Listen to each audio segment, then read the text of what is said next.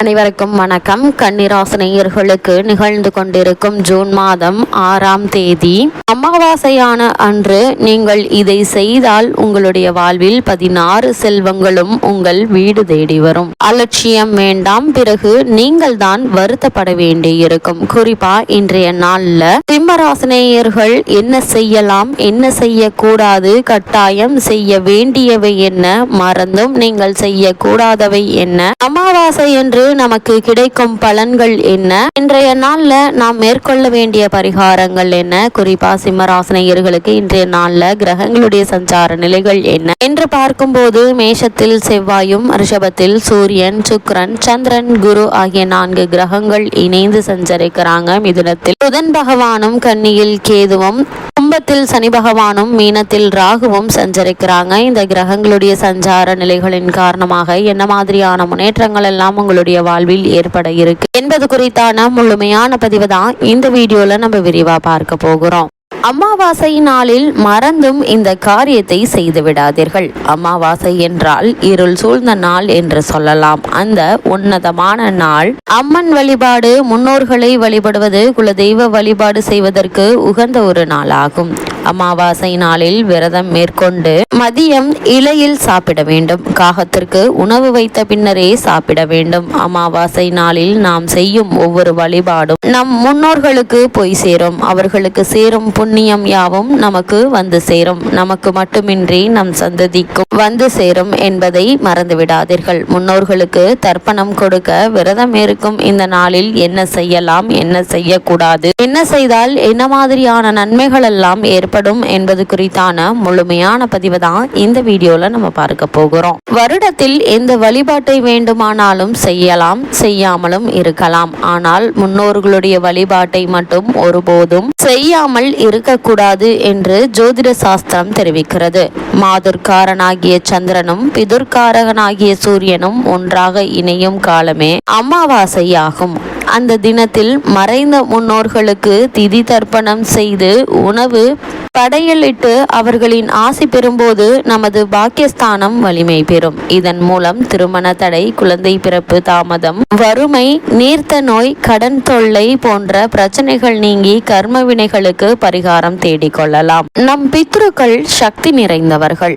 அவர்கள் ஆசீர்வாதத்தால் புண்ணியம், செல்வம் கிடைக்கும். எனவே நம்முடைய வீட்டு வாசலில் காத்திருக்கும் முன்னோர்களுக்கு தர்ப்பணம் கொடுக்க வேண்டும். காலை 6:30 மணிக்குள் தர்ப்பணம் கொடுப்பது நல்லது. அப்படி கொடுக்க முடியாதவர்கள் சூரியன் மறைவதற்குள் தர்ப்பணம் கொடுக்கலாம். ராகு காலம், யமகண்டம் ஆகியவை தர்ப்பணத்திற்கு பொருந்தாது. மதிய வேளை தர்ப்பணம் செய்ய மிகவும் உதந்தது. தர்ப்பணம் கொடுக்கும் போது தங்களின் கோத்திரம், குலதெய்வம், 3 தலைமுறையின் பெயர்களை கூற வேண்டும். இந்த அமாவாசை விரதம் எப்படி மேற்கொள்வது என்று பார்க்கும்போது அமாவாசை நாளில் யாரெல்லாம் பித்ருக்கள் என்று சொல்லப்படும் முன்னோர்களை, பெற்றோர்களை முறையே வழிபட்டு வணங்கி ஆராதிக்கிறார்களோ அதனால் கிடைக்கும் பலன்கள் மொத்தமும் அவர்களுக்கு மட்டுமின்றி அவர்களின் பிள்ளைக்கு போய் சேரும் என்று தர்மசாஸ்திரம் நமக்கு அறிவுறுத்துகிறது.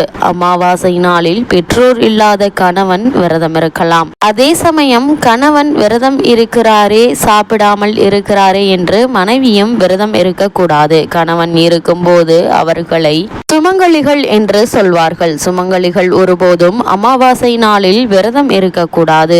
ஆகவே மனைவியானவள் விரதம் இருக்காமல் சாப்பிட வேண்டும். இன்னொரு விஷயம், அமாவாசை விரத நாளில் விரத படையலாக மாமனார் மாமியாருக்காக சமைக்கும் உணவை வெறும் வயிற்றுடன் சமைக்க கூடாது என்றும், காலை உணவை எடுத்துக்கொண்ட பிறகுதான் சமைக்க வேண்டும் என்றும் அறிவுறுத்தப்பட்டுள்ளது.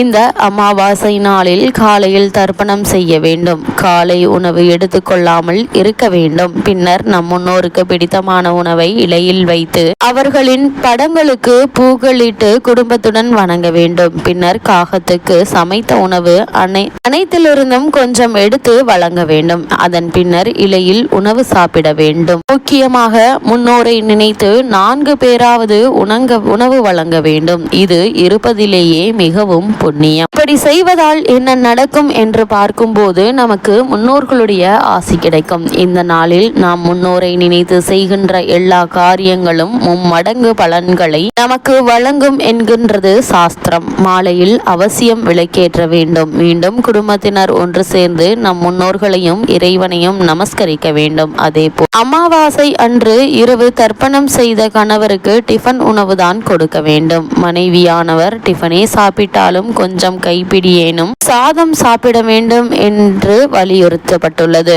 அப்போதுதான் மாமனார் மாமியாரின் ஆசிர்வாதம் முழுமையாக மருமகளுக்கு கிடைக்கும் என்பதும் ஐதீகம். இன்றைய நாள்ல என்ன சாப்பிடக்கூடாது என்று பார்க்கும்போது அமாவாசை தோறும் ஒவ்வொரு வீட்டு வாசலிலும் முன்னோர்கள் நின்று கொண்டு எள் தண்ணீர் பெறுவதற்காக காத்து கொண்டிருப்பார்களாம். அன்றைய தினம் விரதம் இருப்பவர்கள் வாசலில் கோலம் போடக்கூடாது, மாமிசம் சாப்பிடக்கூடாது, வெங்காயம் பூண்டு ஆகியவை சாப்பிடக்கூடாது. அன்றைய தினம் யாரையும் கோபமாக பேசக்கூடாது. ஏன் கோலம் போடக்கூடாது என்று பார்க்கும்போது முன்னோர் வழிபாட்டிற்கு உகந்த அமாவாசை தினத்திலும் வீட்டு வாசலில் கோலம் போடுவதை தவிர்க்க வேண்டும். முன்னோரை வழிபட்ட பிறகே தெய்வ வழிபாடுகள் தொடர வேண்டும் என்பதால் அமாவாசை தினத்தில் வீட்டு வாசலில் கோலம் போடுவதில்லை. கோலங்கள் தெய்வ வழிபாட்டிற்கு உரியவை என்பதுடன் மகிழ்ச்சியின் வெளிப்பாடாகவும் இருப்பவை. எனவே முன்னோர்களை இழந்து அவர்களின் பிரிவால் வாடும் நாம் திதி அமாவாசை தினங்களில் கோலம் போடுவதை தவிர்க்க வேண்டும். அமாவாசை வழிபாட்டில் காகத்திற்கு முக்கியத்துவம் அளிக்கப்படுகிறது. அன்று காகத்திற்கு சாதம் வைத்து அது சாப்பிட்ட பின்னரே அனைவரும்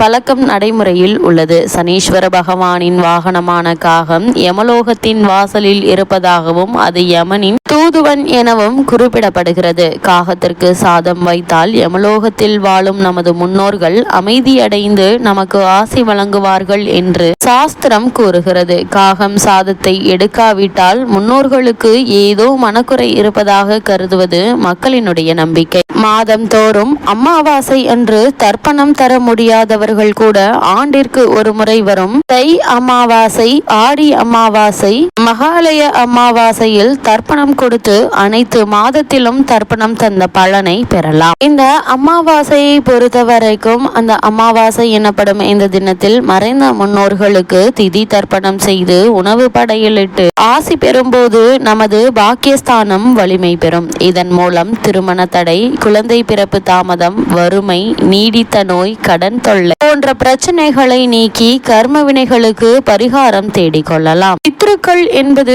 நம் குடும்பத்தில் வாழ்ந்து மறைந்த முன்னோர்கள். அவர்கள் தங்களது சந்ததியினர் பாக்கிய பலம் பெற, வாழ்வில் முன்னேற, தடைகள் அகல, பல தோஷங்கள் நிவர்த்தியாக வருடத்தில் சில குறிப்பிட்ட தினங்களுக்கு பூலோகம் வந்து ஆசி வழங்குவதாக ஐதீகம் கூறுகிறது. அதில் அமாவாசை நாள் மிகவும் சக்தி பொருந்திய ஒரு நாளாகும். இன்றைய நாள்ல மறைந்த முன்னோர்களை நாம் வழிபடுவதன் மூலமாக நம்மளுடைய வாழ்வில் என்ன மாதிரியான துன்பங்களை எல்லாம் அனுபவித்துக் கொண்டிருக்கிறோமோ அவற்றிற்கெல்லாம் தீர்வு காணக்கூடிய ஒரு பரிகாரம் நிறைந்த ஒரு நாளா இந்த அமாவாசை நாள் அமைகிறது.